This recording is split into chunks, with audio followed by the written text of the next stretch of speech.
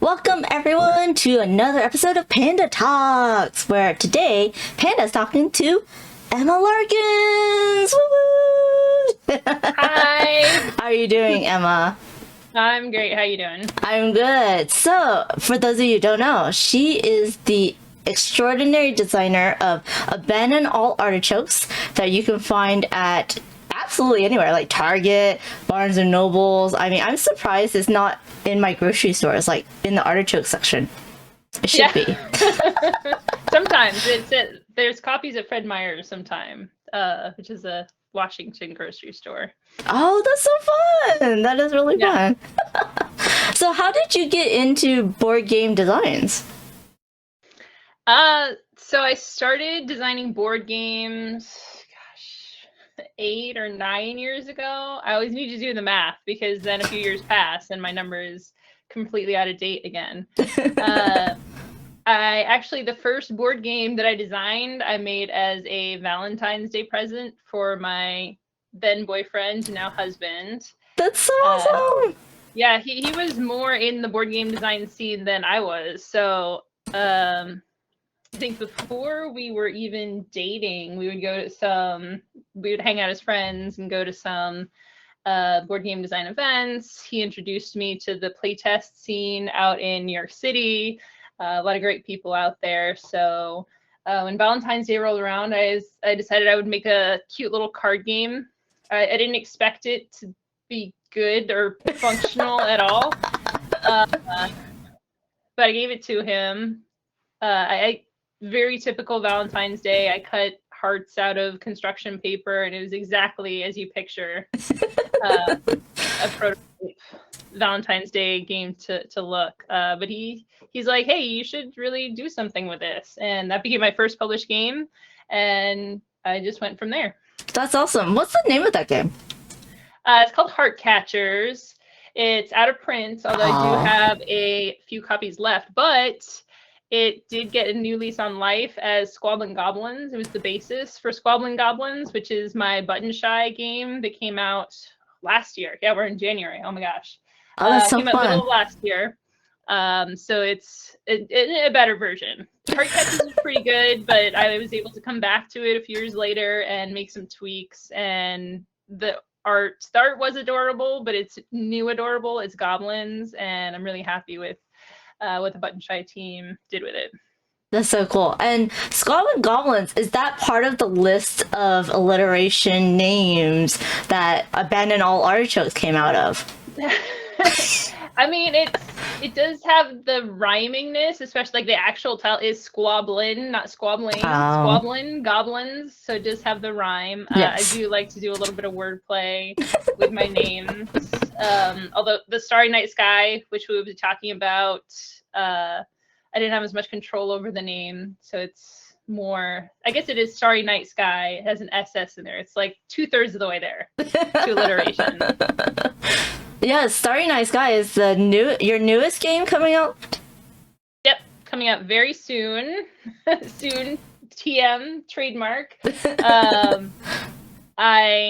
I'm nudging my publisher a little bit because I know when it's supposed to be released. I'm like, hey, can we tell people yet? I haven't gotten the go ahead. Oh no! But hopefully, very very soon, I'll be able to talk about the release. That's exciting because I play tested a couple of like iterations ago, early on, and it's quite fun.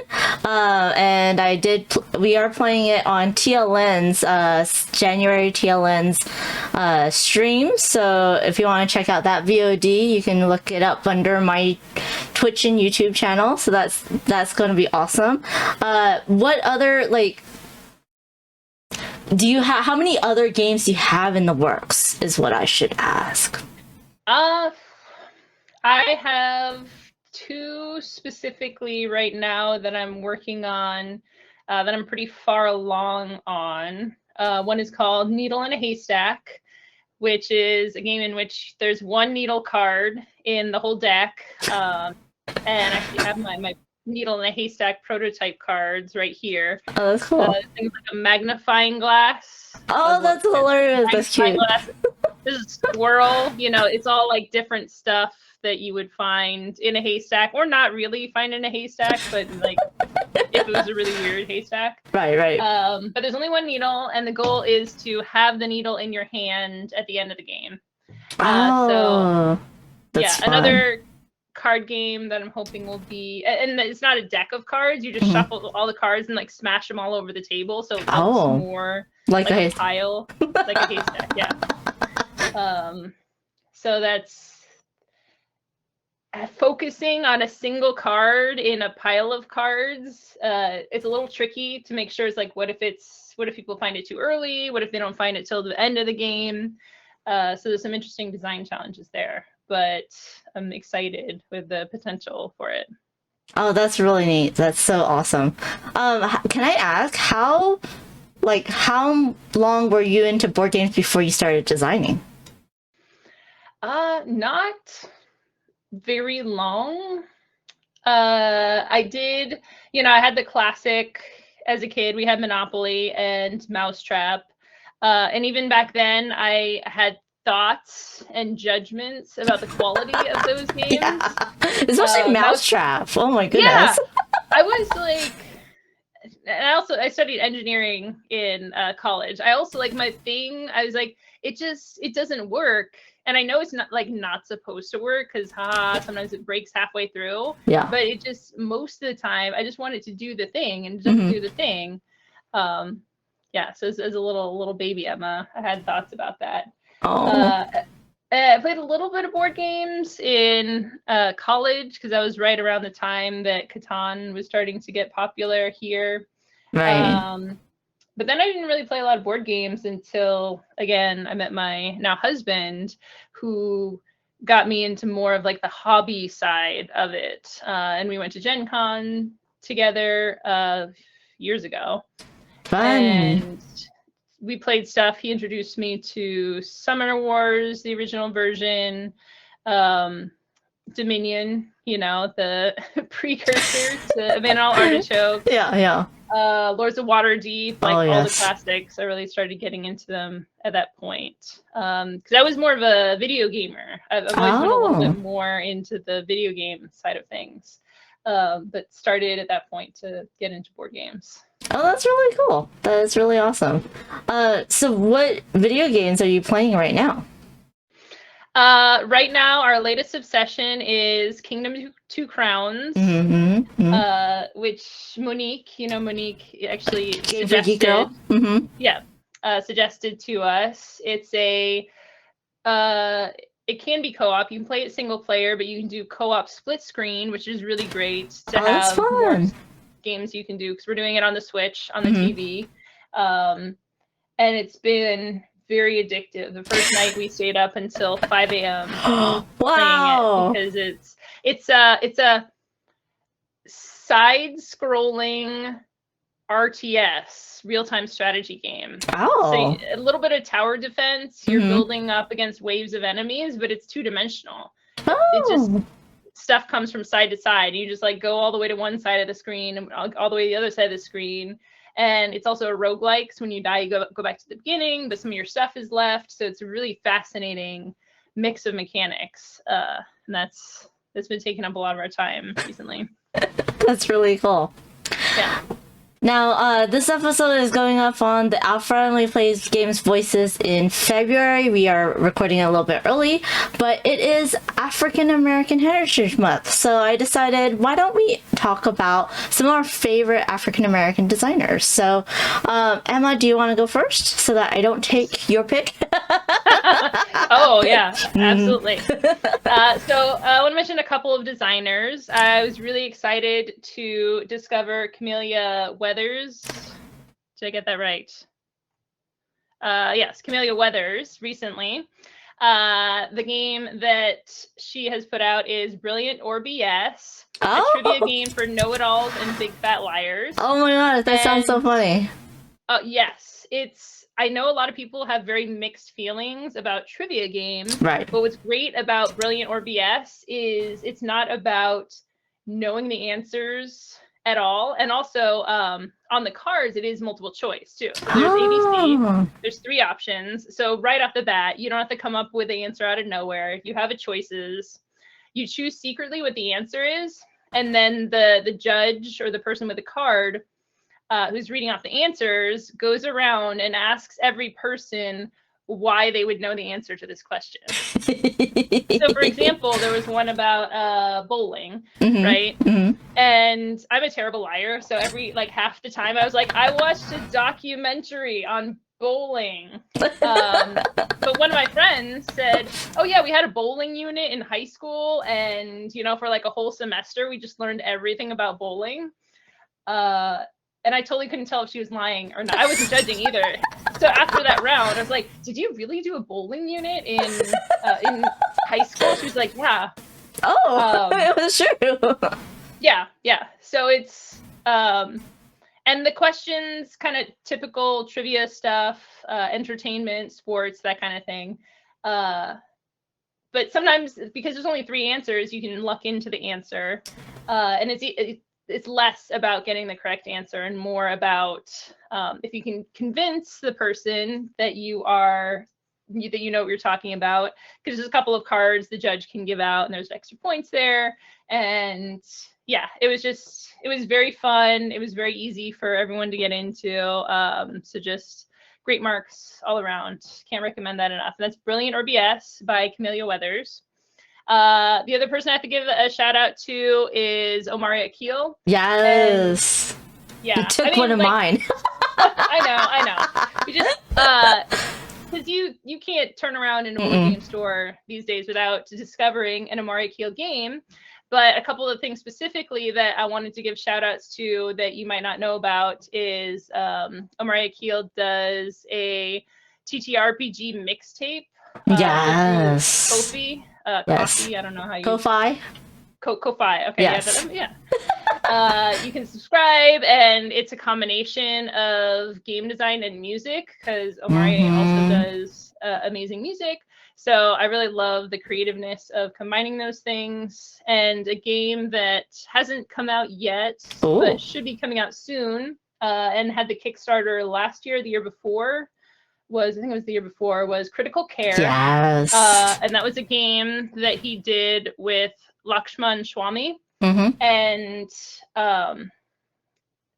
I got to play test it early on, and I got to see them at Gen Con too, where they were demoing it. Oh yeah, Omari had this great booth with, it was amazing. Factions Battlegrounds and a bunch of other great game by a Black designer. Factions Battlegrounds is one that you should check out. But yeah, Critical Care is a really interesting cooperative game where you're working in a hospital, because Omari's co-designer actually is an ER doctor. Yes. It was funny because at the booth they were dressed in scrubs and people thought that they were not real, and they're like, you shouldn't do that, but they're like, we're actually doctors. right, yeah. So, it was funny. Yeah. And so you have both sides of it there. You have the really deep knowledge about the medical care side of it, and then from mechanical perspective, it's one of the cooperative games that I played where it really felt like everybody was doing really important things, and there was a lot of subtle mechanics in there that felt it just really married the mechanics and the theme really well. So Agreed. I'm excited to get my copy of that when the Kickstarter delivers. I'm not sure where to, if they have any pre-release sign up if you didn't get it on the Kickstarter, but just add it to your list or follow Omari, who's always making cool stuff. And his games are very thematic, his rap gods and hoop gods. Yeah. Oh my gosh, you feel you're literally writing a rap song, and then hoop gods. It's so thematic. I don't know if y'all missed it, but Omari had me and Ruel Gaviola, Benita, and Brainage, our Casey, do a game of it at Gen Con, and oh my gosh. It was the Hail Mary came out, Benita rolled her dice, and it was she did a Hail Mary throw from across the court, and it actually went in. God. It was crazy. Ruel walked off the court. It was just so much fun. You get so many stories out of it. His games are amazing. Yeah, that's a really great pick. And the component quality, especially I have Rap Gods, and just the box opening experience, everything is so gorgeous in there. The art is amazing, and you have all the little like the cassette tape and different pieces where it just ties the theme in so well. And I think that's something designers and publishers skimp on a little bit sometimes. You know, some board game art and components isn't always 100%. That's another reason that I like Omari's stuff, because it's just 110%. And Agreed. He was like my top pick. But I'm gonna say another one is for Tessa. Tessa is currently designing like games with Funko, but she had Wicked and Wise with Weird Giraffe Games. Mansplaining. While you were talking about the BS game, Mansplaining came to my mind, and that was such a fun card game where you are trying to mansplain a idea that's on a card, but only with certain, and you're trying to sneak in certain words so that it's not obvious, but if people catch on to which words you snuck in, then they get points. But it is hilarious. I love playing it with just a big group of women, and you can get anyone into it because it's so quick and everyone knows what a mansplaining is, and it's hilarious when you're like, but you know. I should have also given a shout out to that, because mansplaining is seriously my favorite game that I've played over the last couple of years, and it's hard to put into words until you have the experience, but you go into kind of this like fugue state where your mouth is like just saying, it's like pizza truck, antimony, bagel delivery store, you know, and you kind of like black out, and then you say all these things. It sounds like you're dream rambling or something. And I will say, like, I know some people rail a little bit against the name of the game. It's not even like, mansplaining is a good name and a good title for it, but it's really, that's all it is, really. Like, it doesn't really lean into like going into the details of mansplaining or whatever. So I do want to say, like, if you are a person who is possibly a little offended by the name of it, that still give it a chance. Because it is a really good, solid, fun game, great party game, and I can't wait to buy it. I've seen copies of it. It's available now. I'm like, I can get my hands on it. I've played early copies. We played it like a big group at the Dice Tower West in 2022. I do believe. Oh my gosh, what is time? But it was so fun, and it's hilarious. It's timed. It's more of an activity because you could just like stop anytime you want. But we love it, and it's a great one to do with like a group of people. You're just sitting around, you know, having drinks or, you know, eating or waiting for something, and it's always hilarious. Absolutely hilarious. So what games have you coming out that you want to promote and get everyone excited for? Big one is Starry Night Sky, coming out very soon. Keep your eyes open. I personally like to keep track of things not in my brain because I never remember things. So Starry Night Sky has a page up on BGG on Board Game Geek. You can just look for Starry Night Sky. You can wishlist it there. It's being published by Buffalo Games, and they also have a page on their website where you can sign up for emails to get alerted when the game launches. And it's I'm like, how do I describe this exactly? It's a game with constellations, not real constellations. They're all made up. But you have a shared bag of plastic stars. You're pulling stars out of the bag. They're really cool see-through, translucent colored plastic, and you're putting them down on the board. Moving your little telescope from constellation to constellation, and you have lots of different ways to get points. It's a pretty easy to get into game. It feels pretty chill and just kind of like you can relax, play some stars, get some points, chat with your friends, and it has a really good vibe to it. So I'm really excited to get it into people's hands and start to see what people think about the published version. And it's pretty. Like, you have this really pretty night sky board, and you're putting more and more stars all over it. Look at that box. And the box. That's a pretty, bling bling box over there. Yeah, it's love it. shiny. It's got like rainbows to it. Just the art, everything, the graphic design came together really great. So yeah, it's something that you can be happy to have on your shelf. Yes. Don't forget, abandon all artichokes you can find at your local friendly game store, at Barnes & Nobles, at Target. Squab and Goblins, go to buttonshy.com to pick up a copy of that. It's quite inexpensive, both of those games, and it's really nice to throw it into your purse so you have it if you have a quick, 30 minutes to play a game. It's always fun. So thank you so much, Emma, for joining me for this episode. It's so great to chat with you.